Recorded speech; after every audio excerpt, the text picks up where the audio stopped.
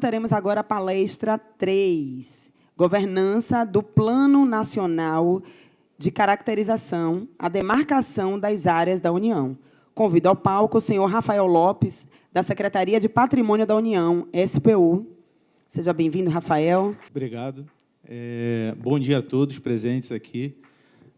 Primeiramente, queria agradecer a oportunidade aqui de participar do Geopública, né, um evento que eu sempre participei, a quarta vez que eu participo. Participei do primeiro, participei dos 10 anos, teve um no meio aí. Os 10 anos foi até remoto, né, foi online. E hoje estou aqui participando pela Secretaria do Patrimônio da União. Então, agradeço aqui, em nome da Rita Pimentel, Pelosi e Fábio, pela oportunidade. E agradeço a oportunidade também pela secretária e pela diretora da SPU, a Carolina e a Thaís, que é a diretora de Caracterização e Incorporação, por nos permitir aqui sempre estar participando aqui dos eventos e colaborando com assuntos que são importantes para o país, que são palestras muito significativas em termos da área que a gente trata aqui, de dados públicos e decisões inteligentes. Então, é muito importante essa conversa, essas palestras para todos os especialistas para tratar desses assuntos. Vou guardar aqui, vou continuar falando enquanto o tempo ficar parado. Bom, eu tenho minha carreira praticamente toda no IBGE, né? Entrei em 2002, vou fazer 23 anos de IBGE, e estou quase completando 2 anos aqui como coordenador geral de demarcação, em uma atividade que é muito importante, que é tocar principalmente o Plano Nacional de Caracterização, que trata da demarcação de áreas da União, especificamente dos famosos terrenos de marinha e terrenos marginais. Estou aqui tem 2 servidores da SPU aqui, o Jair e o Danilo, são servidores aqui da SPU Bahia, e fazem parte da comissão de demarcação. Então, eu vou falar aqui, é claro que em 20 minutos a gente não fala tudo, mas o Plano Nacional de Caracterização, estou aguardando ainda a apresentação, então estou falando aqui. O Plano Nacional de Caracterização, ele é coordenado pela Coordenação Geral de Demarcação e pelo DECI, pela ANSPU, mas a participação dele, a execução desse plano, ela é totalmente dependente de muitas pessoas, principalmente servidores da SPU. Então, hoje, o que eu vou mostrar aqui, que hoje é um cenário que é a primeira vez que a gente mostra aqui um painel que foi construído em pouco tempo até, mas foi um trabalho difícil e árduo para poder coletar todas essas informações para a gente hoje visualizar essa governança do Plano Nacional de Caracterização em um painel que mostra o cenário mais realista para o país. Então, assim, a gente tem um envolvimento aí em torno de 75 pessoas que participam de comissões, e essas pessoas, é claro, tem pessoas que participaram em algum tempo e mudaram de área e foram para outro, mas, no geral, a gente tem as comissões por estado, e agora o tempo está correndo, então vou começar a apresentação, mas tem as comissões por estado, e essas comissões têm o objetivo de concluir a demarcação dos terrenos de marinha, dos terrenos marginais e dos seus acrescidos, né, no âmbito de cada estado. Então, tem uma especificidade de cada região. Tem estado que tem o terreno de marinha, todo o litoral, e tem estado que é só a questão dos terrenos marginais. No caso da Bahia, aqui tem os 2, então essa demarcação ela envolve todo esse trabalho. Então, a ideia da gente mostrar, também deixo claro aqui, que é a primeira apresentação externa que a gente faz com essa temática da governança do Plano Nacional de Caracterização, para tratar justamente de como a SPU ela tem coordenado esse trabalho, porque o PNC ele é o instrumento principal da SPU para gestão e acompanhamento de todas as ações de demarcação dessas áreas da União. E aí a gente vai tratar um pouquinho aqui. Opa, é para cá. A gente vai tratar de alguns tópicos aqui que eu encaixei nos 20 minutos, tive que cortar bastante coisa, mas a gente fala dos bens da União e aí a gente já entra no processo de demarcação das áreas da União, e aí mostro o que a gente usa como orientador, como norteador para esse trabalho, que é a estrutura analítica de projeto, que foi definida, o fluxo do processo demarcatório, que foi mapeado junto ao escritório de processos que tem lá na SPU, e alguns procedimentos operacionais padrão que foram criados também, elaborados para apoiar essa demarcação, apoiar os servidores que estão trabalhando nessa área. E aí, na governança do Plano Nacional de Caracterização, a gente entra na parte do painel que foi criado, e aí eu coloco um destaque muito grande aqui também, tanto a nossa equipe, né, a gente tem uma equipe já há algum tempo, mas o principal, o concurso público é fundamental para as instituições, servidores novos são fundamentais para a instituição. Esse caminho hoje que a gente está mostrando, ele, na verdade, ele deu uma arrancada no concurso que entrou o pessoal na SPU em 2016, e aí teve uma boa leva em 2016, que deu uma arrancada em relação a esse processo de demarcação, e agora, no CNU, que teve uma participação, teve uma chegada de servidores novos, que também está dando um gás muito forte, que a gente está conseguindo tocar bem esse trabalho e com boas perspectivas. Então, aqui, a gente, o destaque aqui dos bens da União, né, os bens da União estão definidos no artigo 20 da Constituição Federal e dentro no âmbito do Decreto-Lei 9760. Esses são os dois instrumentos legais que a gente utiliza nessa definição desses bens da União. E a SPU ela tem uma IN, que é a IN 28, a Instrução Normativa, para apoiar essa questão da demarcação. Então, aqui a gente tem os terrenos de marinha e seus acrescidos e os terrenos marginais e seus acrescidos. Eu vou mostrar uma outra tela depois, que tem outros bens. Mas por que separar? Porque o processo de demarcação ele segue um rito técnico e legal, que não é o mesmo para os outros bens. Os outros bens seguem outro processo que eu vou mostrar a seguir. Então, nesse processo aqui, a gente vai dar um detalhamento todo o processo quando chegar na parte do EAP e do fluxo de mapeamento, do fluxo de demarcação que foi mapeado. Aqui a gente basicamente tem... Não pega.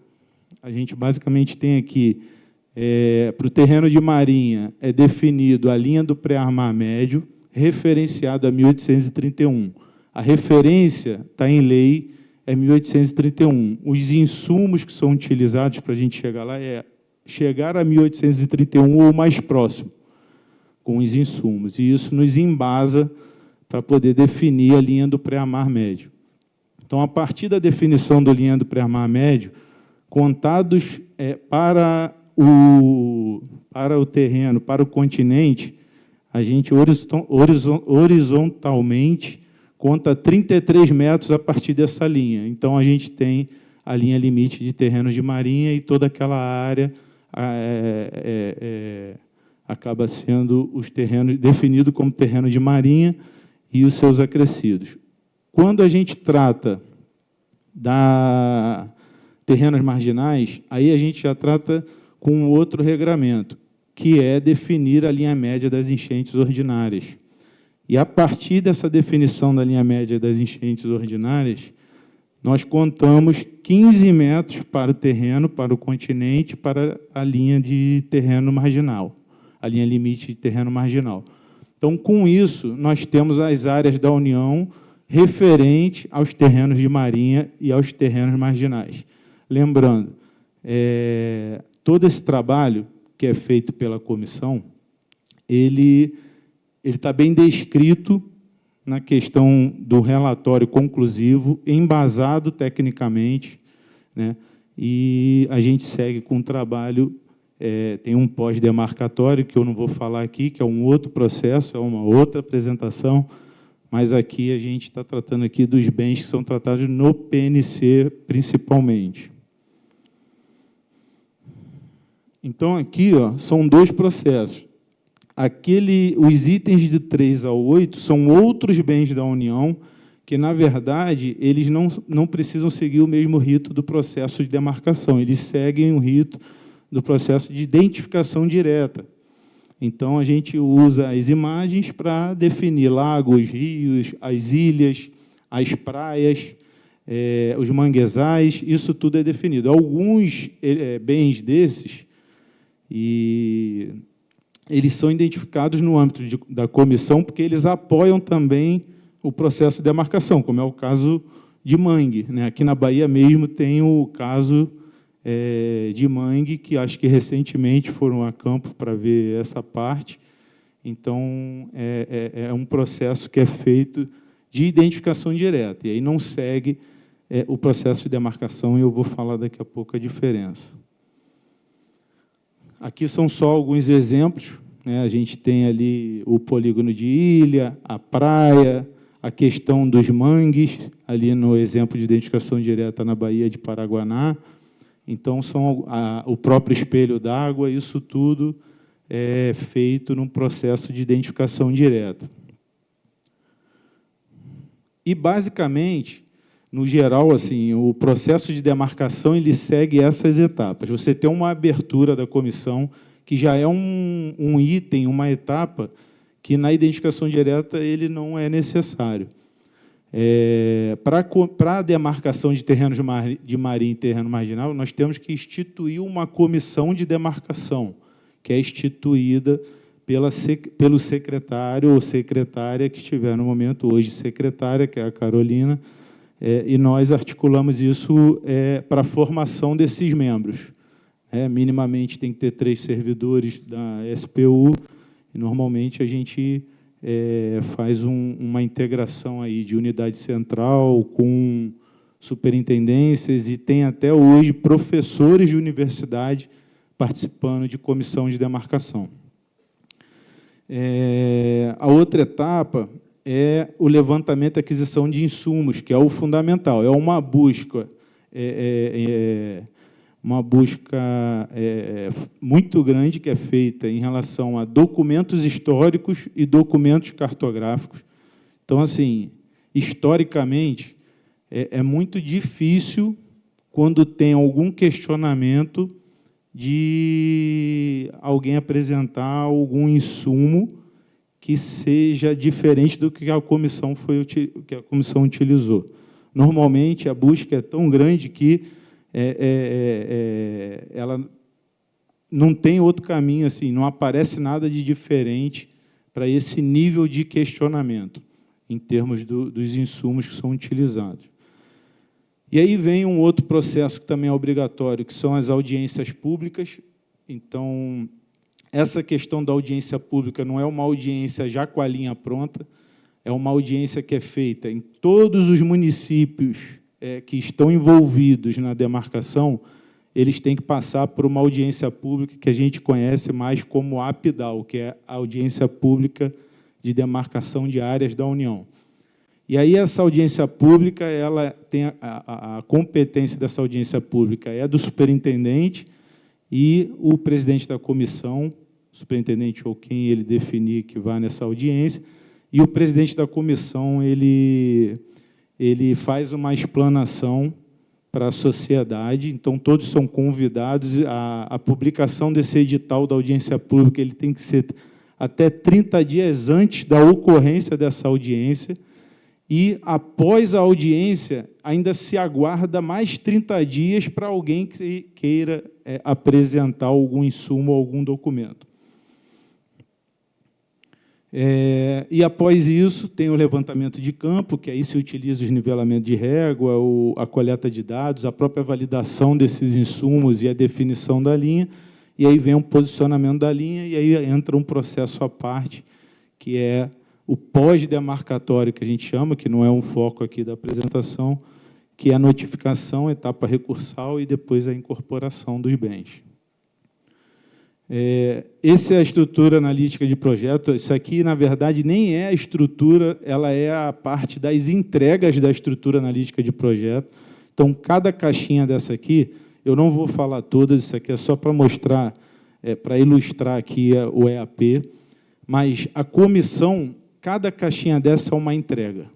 Por exemplo, aquela parte ali do pré-campo, que está em amarelo, a primeira coluna do pré-campo, que tem 4 caixinhas ali, é uma nota técnica de diagnóstico que tem que ser construída no início dos trabalhos, a nota técnica de dominalidade, no caso dos rios, para ver se ele é um rio federal ou não, e, nesse rio federal, ele também tem que ser navegável, e aí tem a ficha de caracterização da navegabilidade desse rio, e depois a nota técnica de análise de todos os insumos que foram coletados.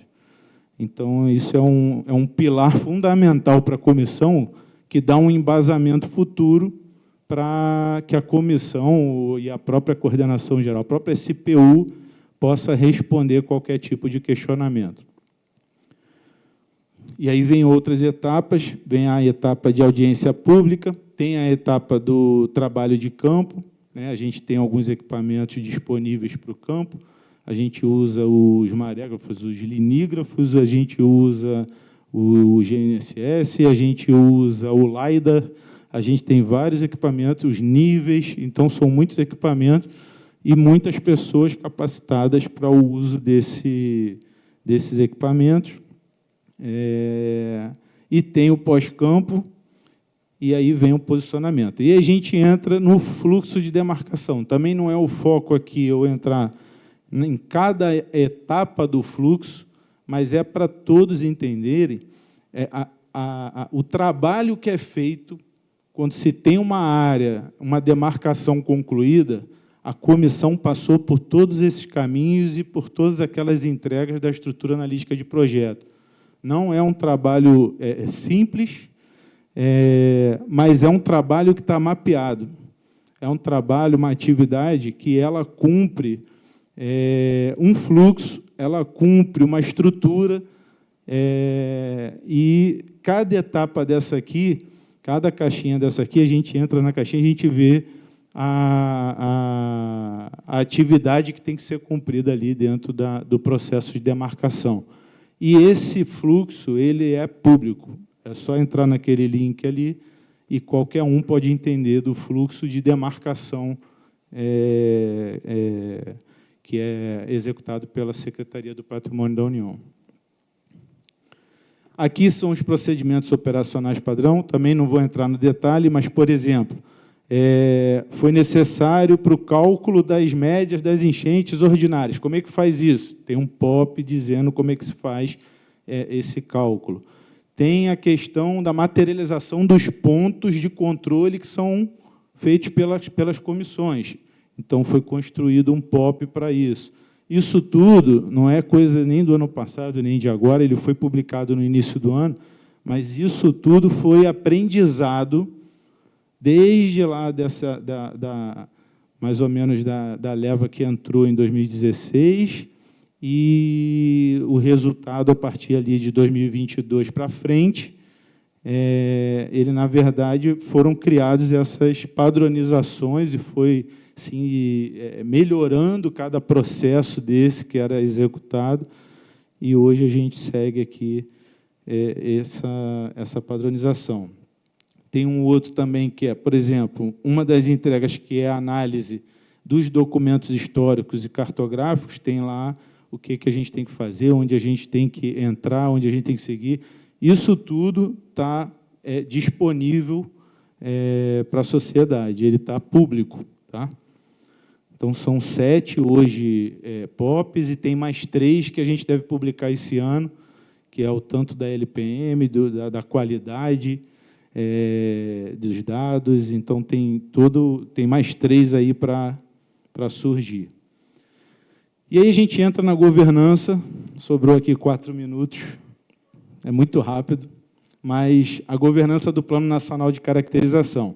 Importante dizer, esse quadrinho que está ali, Planejamento PNC, é o quadro que a gente coloca no relatório anual do TCU. O TCU tem um acórdão e acompanha o Plano Nacional de Caracterização. E os relatórios também são públicos. Tá? Aquele link ali embaixo, que está ali embaixo desse quadro, e do documento do Plano Nacional de Caracterização, é o link que você acessa todos esses documentos, os normativos, inclusive os normativos antigos, né?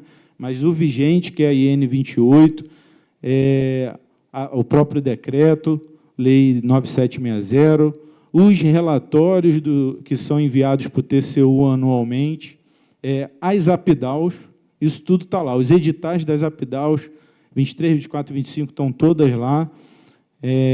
Então, tem todas as informações disponíveis, os POPs, né?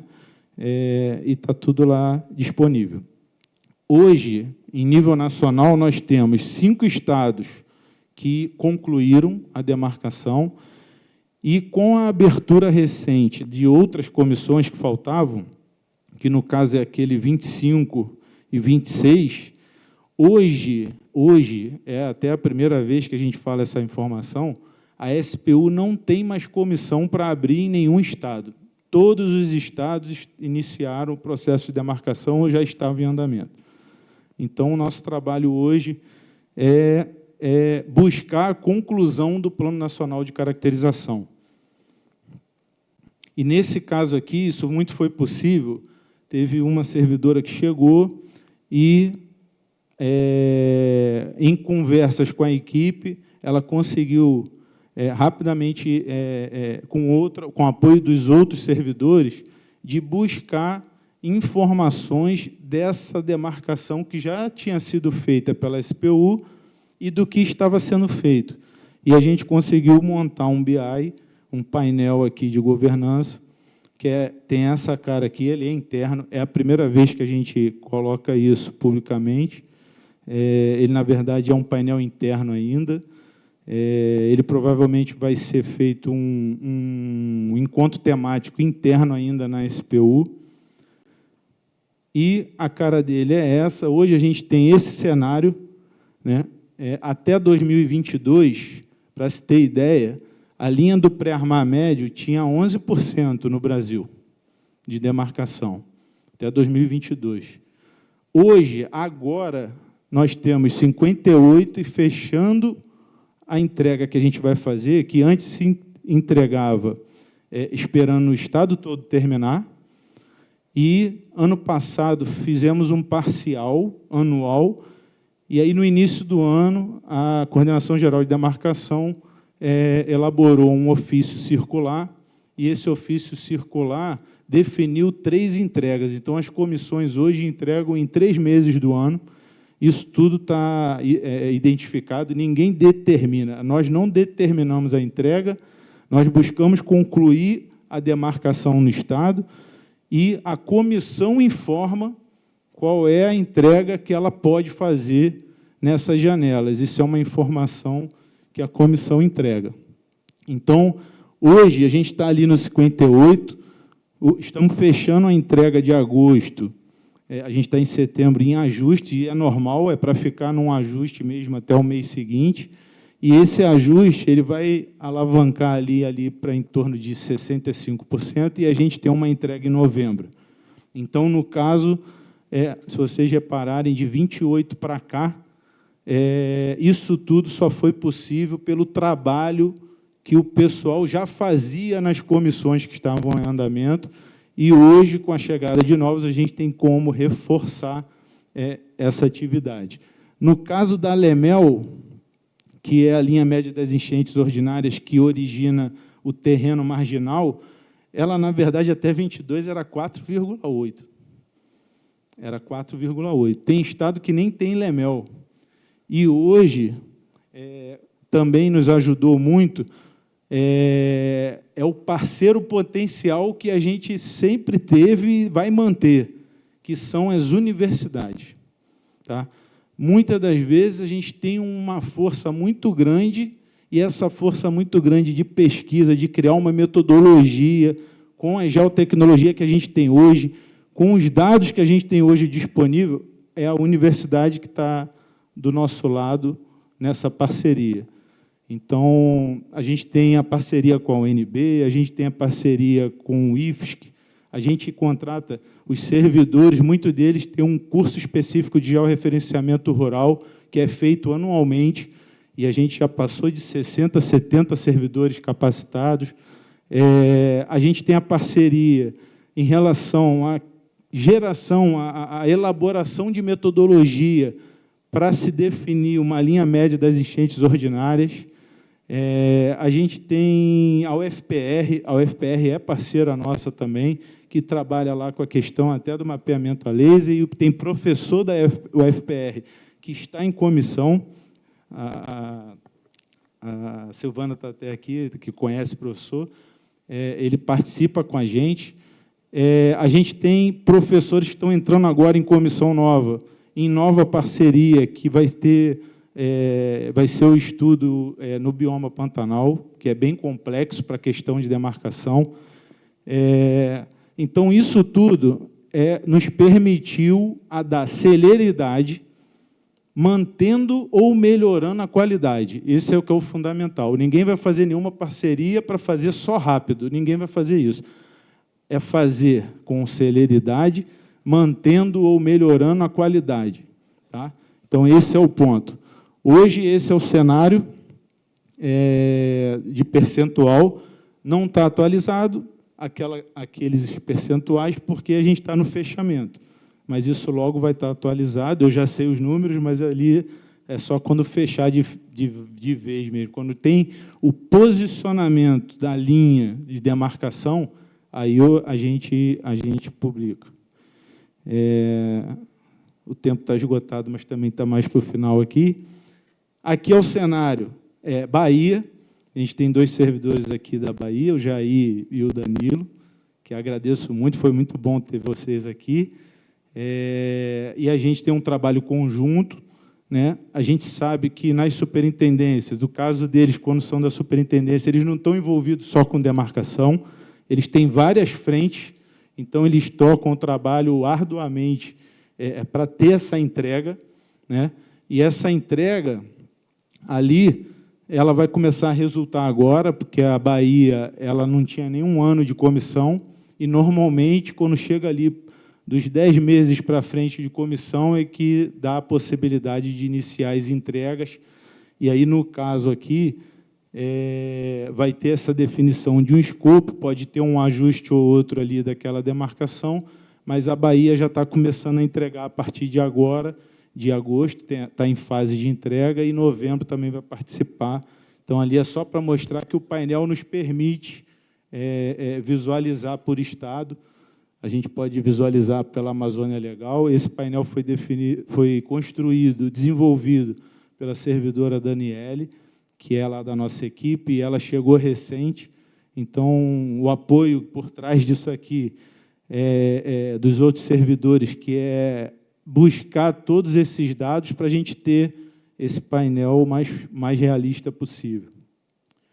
Aqui, no caso, são as nossas entregas. Então, no painel, hoje, a CGDEM tem como nos permite visualizar ali por estado, por ano, qual mês entregou, qual era a estimativa e quanto foi entregue. E aí tem a parte mais interna, que é a gente saber o processo SEI, o número, tudo lá identificado. Então, essa é uma parte. E a gente tem a parte das APDAUs, né? No caso das APDAUs, também foi mapeado e teve uma participação fundamental de um estagiário de geografia que a gente tem lá, o Matheus, e ele fez esse levantamento, porque cada APDAU tem todo um regramento para seguir, não é simplesmente lá fazer uma APDAL, mas tem um retorno disso, tem a participação, quem participou, quantos participaram, de onde é. E hoje a gente sabe que a estimativa de municípios envolvidos na demarcação no Brasil está em torno ali dos 2.231, e a gente já foi em 863, e passou dos 100 mil participantes de APDAL no processo de demarcação. Então, esse é uma informação importante, porque ela faz parte do rito legal e a gente tem todo o cuidado de realizar a APDAL. E aqui são só algumas imagens, eu gosto muito dessa imagem ali do meio.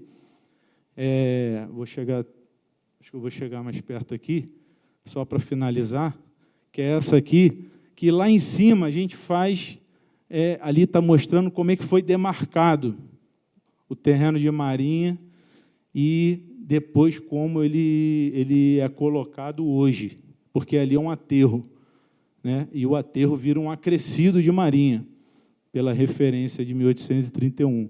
E aquilo ali é no Espírito Santo, já é uma demarcação homologada e foi bem definida aí, na época. Então, é isso, é o que tinha para mostrar hoje, a questão da governança, do trabalho que é feito, e obrigado aí pela oportunidade. Já temos aqui algumas perguntas. Vamos à primeira. Como a SPU tem tratado a questão do avanço das marés e seus impactos sobre as faixas de marinha, especialmente no que diz respeito à gestão, demarcação e adaptação dessas áreas, considerando os efeitos das erosões costeiras e mudanças climáticas? Então, no caso vou falar no âmbito da demarcação. No âmbito da demarcação, o nosso objetivo é retratar o ano de 1831.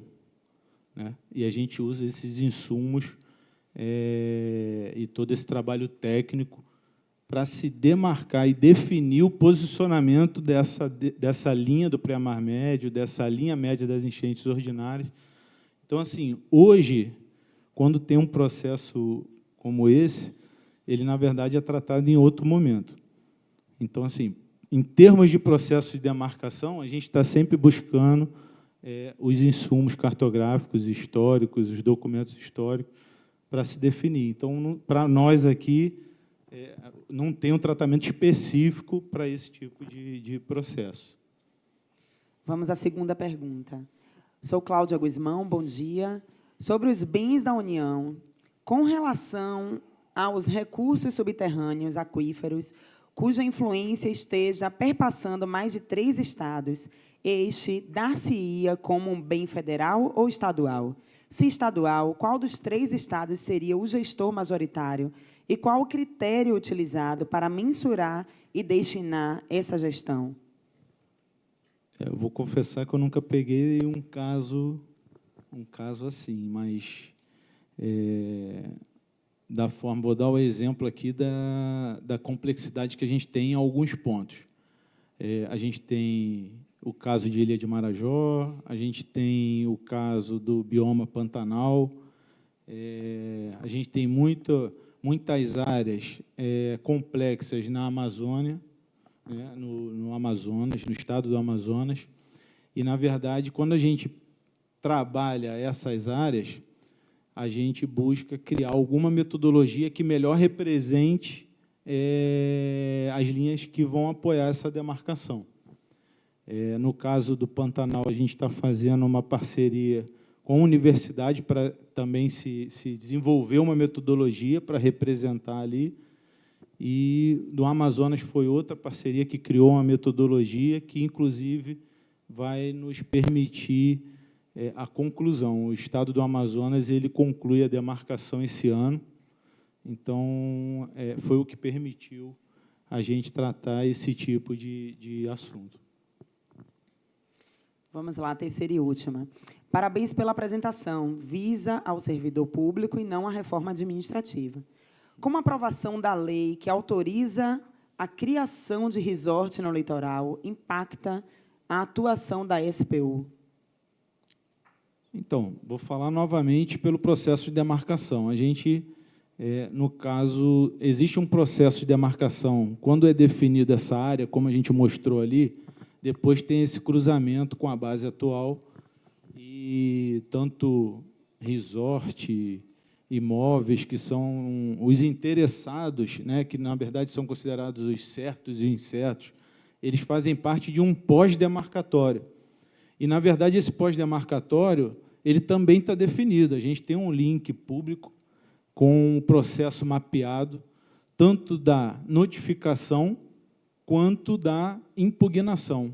Então, todo mundo tem todo o processo que tem que ser seguido, ele está lá mapeado, público, está de forma transparente lá, e a gente faz o processo de demarcação notificando os certos, e quando tem os incertos e os certos não localizados, eles vão por edital, e aí ocorre o processo depois de impugnação. E aí, no caso, aí vai ser tratado em outro momento, em outra área, mas não no processo de demarcação. Ok. Então, agradecemos ao senhor Rafael Lopes pela relevante contribuição, pela apresentação.